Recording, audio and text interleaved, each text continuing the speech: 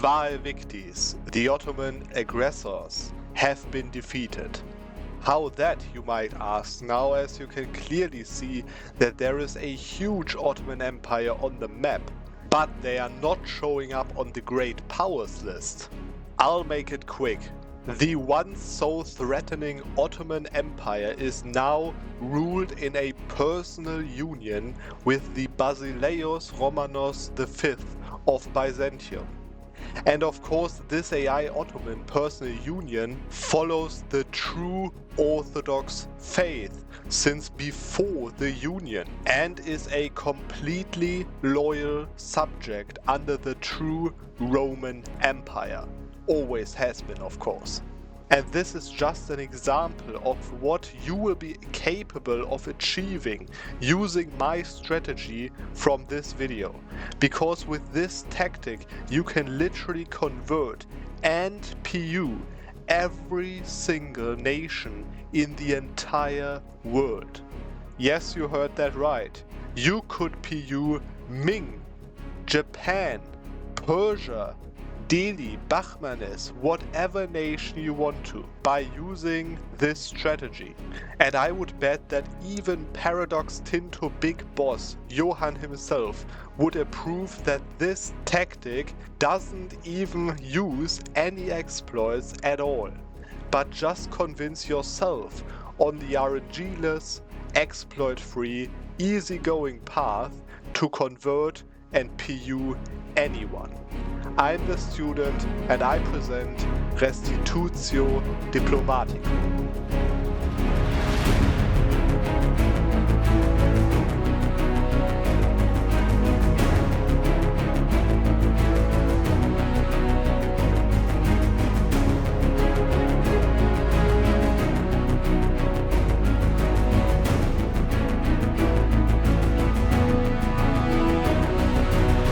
So first of all, to PU the Ottomans, you of course want to convert the Ottomans first, because you can of course only PU nations that are Christian religion. And for that you need to trigger an event. To be more specific, you need to trigger an event that triggers rebels in a specific province, okay? So most events that trigger religious rebels, you want religious rebels of course to convert the country later on. Most events have like rebels spawned in a random owned province, which means that if I gave the province away, that's exactly what I'm going to do in a second, you'll see that. But if you give the province away, then this one over here will just change from Sidon, for example in this case, to somewhere else, right? So you want to have an event that has a specific province as province target, event target province, where the religious rebels spawn in. And for example, in my opinion, the easiest one to actually get consistently in a run without waiting too long is a bad influence over here. There's another one that works exactly the same, but just with a heathen monarch, which is also called a heathen monarch. But basically what you need to have for this event to trigger is you need to have a heretic ruler. And you can already see that regencies actually work, which is very easy then, because you can see this is a dynasty of Saluzzo over here. You can simply royal marriage Catholic nations if you're Orthodox, or Orthodox nations if you're Catholic, without a consort until you get a Catholic consort. And then you just need to kill your ruler and let the consort take over a regency. Okay, and then that already works out, as you can see right here. I really don't know what the chances are, the exact chances are on this event triggering. I know that this event is triggered on the first 2-year pulse, which if you don't know what pulse events are, check out the wiki. It says that pretty good what that is actually. But basically it's one of like 20 events or so that can trigger on that same event pulse, and of course then there's also 1,000 likelihood that no event triggers. But typically these events have like a weight of 100 to 175, so it might be around this weight that it also has, and you can, calculate, add all of the weight of the possible events up, and then divide it by the number of possible events, and then you have the chances on how likely it actually is to trigger one of these events. But I can't tell you exact numbers. The weight of this event could be 1,000. I don't know. It's not shown in the game files and not shown on the game wiki actually. But let me go to the previous rulers. You can see this ruler over here ruled for 19 years. Okay, you can see that. And I've got this event already twice before this one, which I then actually had to not to actually pause and do the trick on, because I hadn't done the setup already. But this event can trigger multiple times, and therefore you can see it triggered already 2 times in 19 years. And this one, honestly, I save-scummed this because I wanted to have the perfect situation, as Byzantium against the Ottomans is always a little bit harder.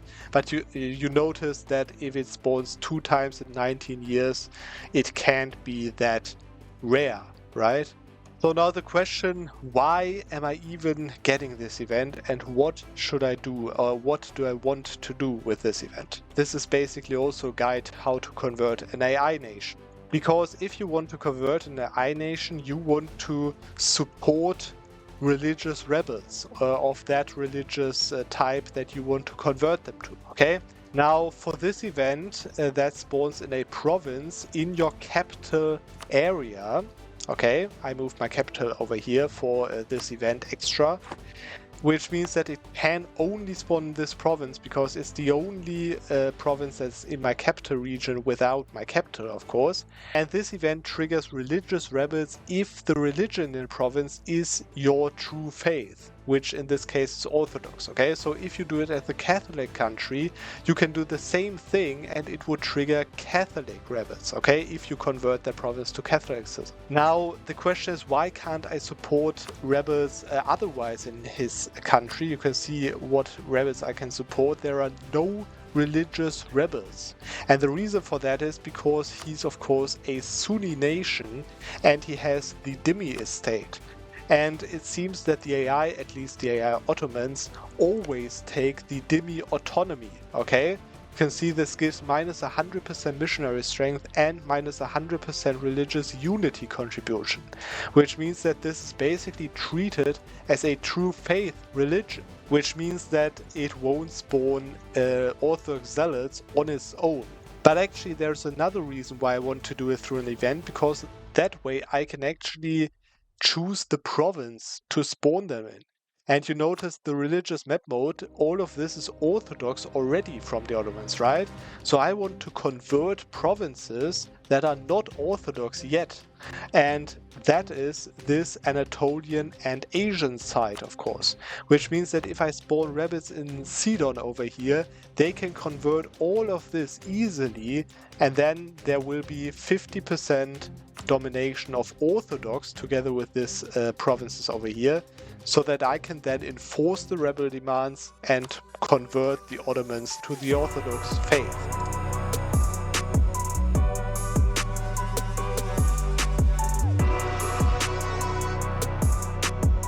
Okay, so now to the exact way of how I'm doing it.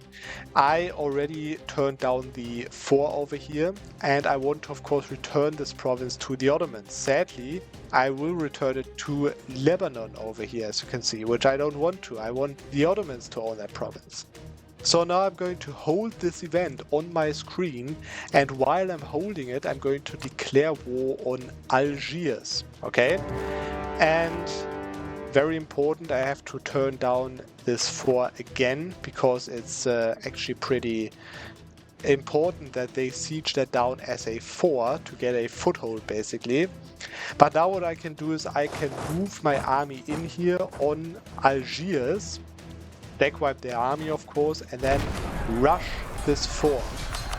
Okay, and now that I have 100% war score, but they didn't have time to unconditionally surrender, I can actually offer them a peace deal to return the province Sidon to the Ottomans now, and they have to accept because I have 100% war score, as you can see. So I'm just going to give that back to the Ottomans now.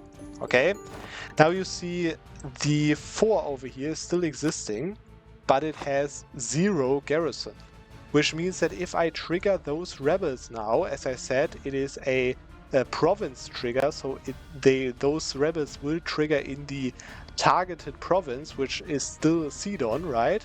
Although renamed to Saida over here. If I click this now, you see those zealots are now Ottoman Orthodox zealots, okay? Which means that if I now wait for them to occupy the fort, I have to, of course, hope that they don't fight them before. But I've tested it; it should work out quite on time. So you see, the Ottomans are coming over here, but they will be too late, which typically should happen if you choose the right province, like a province that is a little bit further away, of course, right?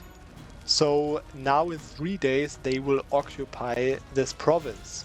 That is already Orthodox, so they won't convert it yet, but they have an occupied fort now, which means there are now existing, already revolted Orthodox zealots in the Ottomans, which means that I can now go to support rebels and go all the way down to Orthodox zealots that have already revolted, as you can see. Just pay 65 ducats, and there we go, there goes the rebel support. And now I can just update my CBs by issue an embargo. There we go. And now I've got the CB, the special CB of supporting rebels against the Ottomans.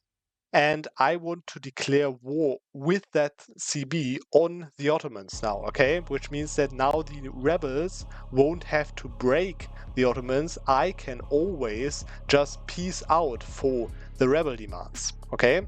Now, very important over here is that you have to fight this war completely alone, okay? You have to fight this war on your own, the entire war. And I mean on your own, also you have to turn your vassals on passive and so on, everything, okay?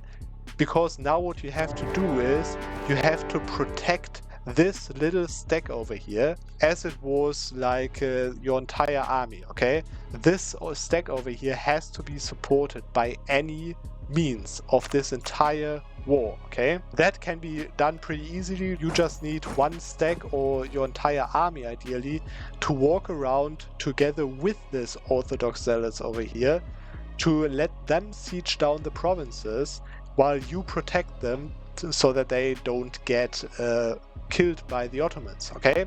And what you can actually do after all is you can already occupy provinces that are already Orthodox, okay? Because Orthodox provinces can't be converted any further, so you want those guys to walk around converting the Sunni land, and while you do that, you want to protect them and of course protect your own country so that you don't go bankrupt or something, right?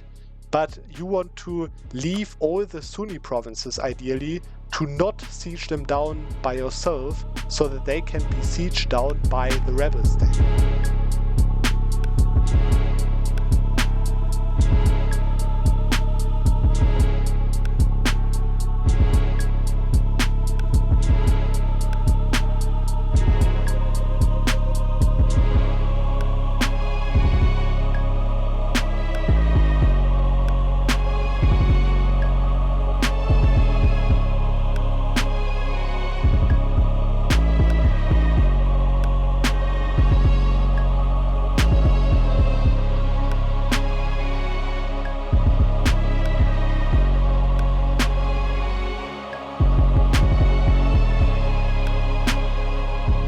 Okay, so the war right now is going pretty well actually. You can see those is all what the rebels already converted within like 4 years only. And you have to keep in mind that this is a lot of development, of course. As you can see here, those provinces are really high deft, and all of them are Orthodox now. And I've also basically kept them out of the Balkan side by clearing the Balkan side and also defeating a few of their troops. You can see they've already lost 200,000 in battles. But I don't want to push further because if they get too weak, they might get attacked from someone. I don't want that. But really interesting thing that just happened. The Ottomans just spawned new heretic Orthodox zealots because, of course, with the occupation, they overtook the province's unrest. Which means that they then became an actual power. And of course, I'm still supporting them. So it is actually way more efficient. Like they get like a 200% boost on that because I have espionage ideas over here. So they rise up really quickly. And now actually as they rise up like the normal way, basically, they were adjusted to the rebel size of this huge country, which means that I have now a 25,000 stack running around over here as well, which I'm now going to combine with these two armies over here, or maybe one army of these two, and then I have two rebel armies converting.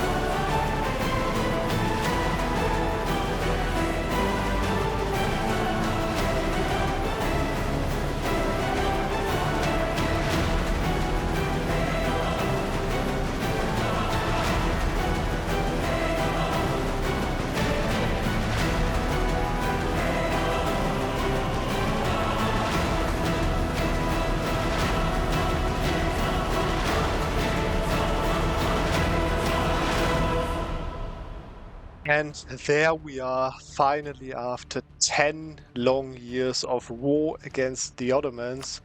You can see I started it 10 years ago. I have now finally the moment here where I can piece them out. And actually, the problem is you can see the enforced rebel demands. You can see what the rebels are doing over here, but that is showing the wrong thing over here. It still shows the thing that where they just get like tolerance and so on. But the thing is actually that I've just calculated literally in the calculator the development of the Orthodox provinces, and it's like 560 development that is Orthodox of the Ottomans, and you can see that he has only 1,000 development, which means that yeah, it would have probably worked like a few provinces ago already. Anyways, I can now enforce my rebel demands, and yeah, actually I had to declare war on the Commonwealth in the meantime. I called in Austria, which might not do long anymore, but yeah, anyways, because the Commonwealth declared a crusade against the Ottomans, and I of course had to protect my yeah, my Orthodox zealots over here, right? So that's why I have to fight a war against the Commonwealth after this. But first of all, let's see what we can do, because I want to of course enforce rebel demands on the Ottomans. And then I also want them to actually break their rivalry with me, because I want to PU them later on. I probably have to give away a lot of land for them to like me again. And I can take war reps, and I can take the maximum amount of ducats over here.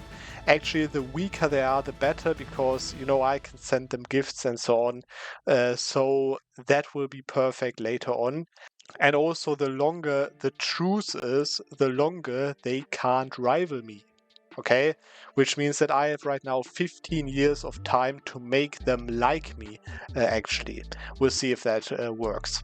But anyways, there is the peace deal. Most importantly, enforce the rebel demands. A lot of soldiers died in this war, but anyways, you can see Ottomans will accept the demands of the Orthodox zealots.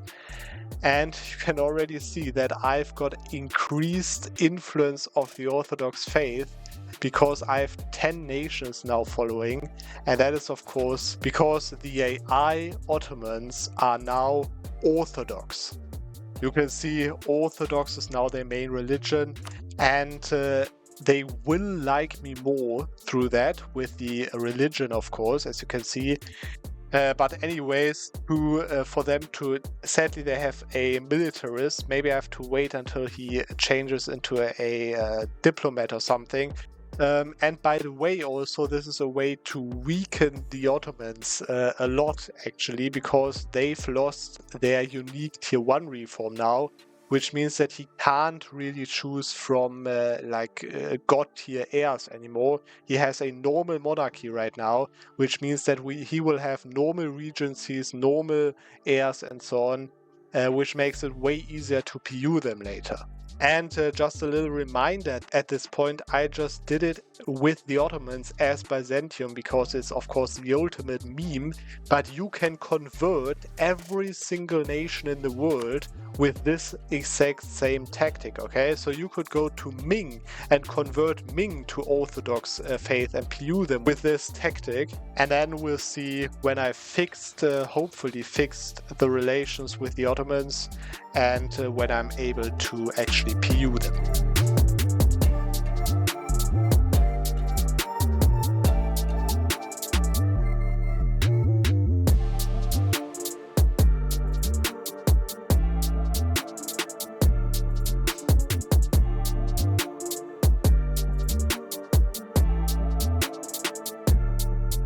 And now comes the most unholy part of this video, because in order to PU the Ottomans, I of course need to have the same dynasty as the Ottomans after I'm already able to royal marriage them because of the leaks over here. Otherwise I would have needed to wait for a diplomat over here for them to no longer be hostile. But anyways, you can see they're no longer hostile. I could make a royal marriage. Now all I need is their dynasty. And I could of course wait like 200 years probably until they get my dynasty through normal inheritance basically. I can't wait so long. I want to have it now, which is why I'm going to use the same trick as I already showed in my video where I showed how to PU everyone instantly. So if you haven't watched that yet, you should do that definitely before, because I won't explain what I'm exactly doing right here. I'm just going to do it, and if you have further questions, just watch that video on that. But basically a special problem is that the reformed Byzantine monarchy is a special reform, so that I can't go to elective monarchy right away. So I need to do another little trick, which is switching out of the monarchy to revoke my unique tier 1 reform. So I'm going to switch to a theocracy, because otherwise my step cost will go through the roof. So I can just get up to +2 stability again, take all the reforms, doesn't really matter what I take over here, and become a normal monarchy again. And you can see now I can choose whatever tier 1 reform I want, and I want the autocracy first of all, or feudal nobility, doesn't really matter. Then very important, nobles electorate over here, because it increases the skills of rural elections. And then whatever you want on the other tiers. Very important is the tier 6 over here, where you now want to choose the States General. And now I can just wait 1 day to trigger a rule election. There we go. And now I can switch out of the States General again, so to this one, as well as take this one for an additional monarch skill, whatever. And now I can take the elective monarchy over here and choose whatever of these rulers, I won't keep him anyways, but I can just choose a new ruler to trigger the rule election event.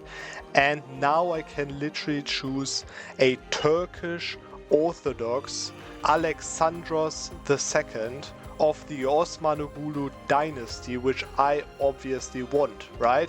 So let's take him. There we go. He's quite alright in stats.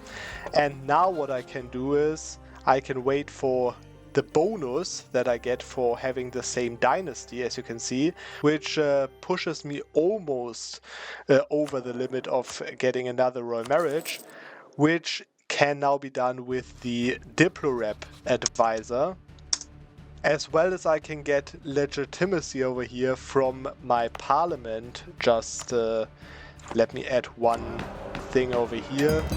There we go. Now I have more diplomatic reputation, which is just enough to royal marriage the Ottomans again. And now keep in mind, if you are offering the royal marriage, then it is tied to your ruler. Okay, so there you can see right now my ruler also got consort ties, which actually gives me another bonus on relations. But anyways, as long as this ruler lives right now, I will keep this royal marriage, of course, except the Ottomans break it because they are hostile or something.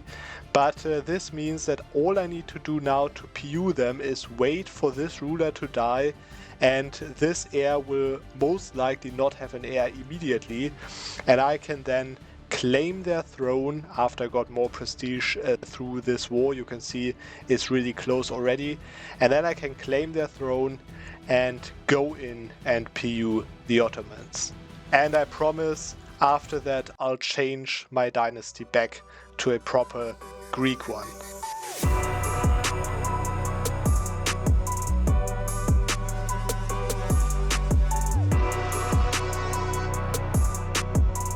Now this is the world 1593. As you can see, Byzantium is the #1 great power.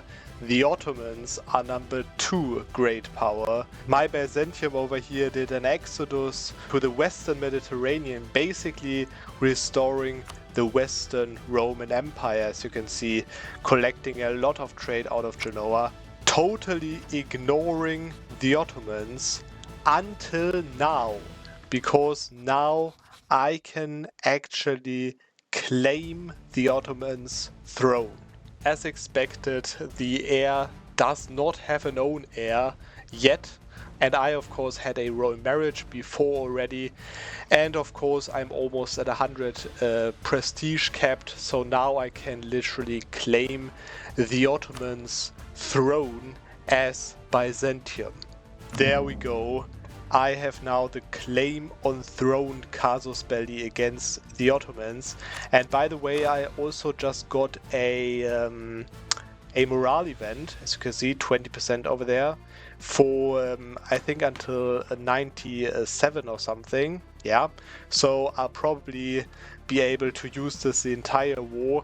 And of course, as I am not able to ally them because of the historical rivalship between the Ottomans and Byzantium, I also don't have a truce with them, which means that I can just right now let 1 month pass, and there is now the claim on throne war against the Ottomans. No reconquest, and of course only the second war in the entire game against the Ottomans, and that CB will let me full annex basically as a subject, of course, this 820% war score cost monster of an Ottoman Empire in one single war, or in 2 wars if you count the conversion war, of course.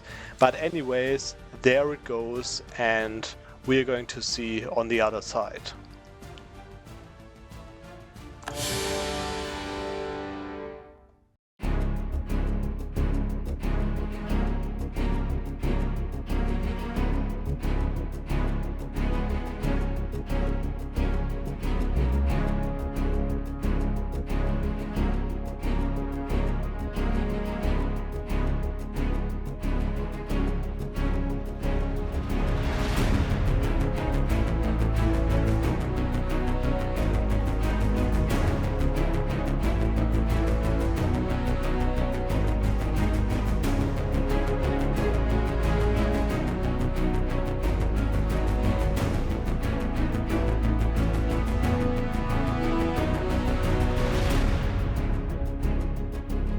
here comes the final action of this video, which is ending up this war. But before I do that, of course, I don't want to lose the union because of negative relations. Of course, you have to keep in mind that I'll get another negative modifier for minus 100 upon enforcing the union.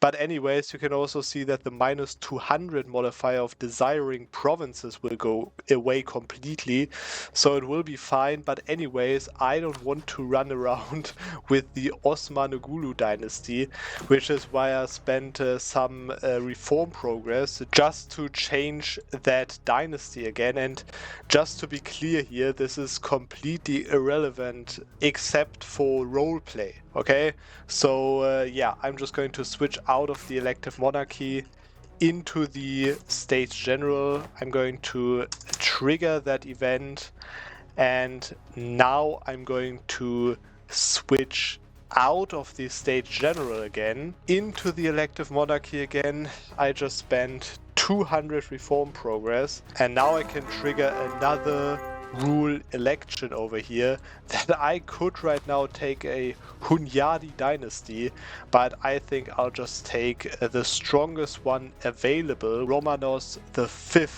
Now I've got an 18-year-old new ruler that I can now enforce the union with. No one actually cares. As you can see, the AE will be totally fine. After all, they are Orthodox, right? Take as much money as I can take, of course, to repay it later. And there we go. Byzantine war for the Ottoman throne. 300,000 losses, and I've got a personal union on the Ottoman Empire. There we go. This is now my Ottoman personal union with Byzantium, which in itself seems to be so wrong, but anyways. So I think I'll just continue this game a little further. I'm going to fight Hungary, take back the Ottoman cores as well as Serbia for my mission, and fixing the name placement a little bit more. So let me just finish off this video at this point with a little reminder that this tactic, as Byzantium PU'ing the Ottomans, this is just an example. I think the best example that you could do on how crazy you can go with that, because I wanted to show with this video that you can literally convert and PU any nation in the entire world. Okay, you can use the same tactic that I did right now for Bahmanis over here, or for Ming if they are huge, or for Delhi, or for Kilwa. You know, it literally doesn't matter. You can use this tactic to PU any nation in the entire world. So I hope you enjoyed this video for today, and we are going to see, as always, on the next Monday.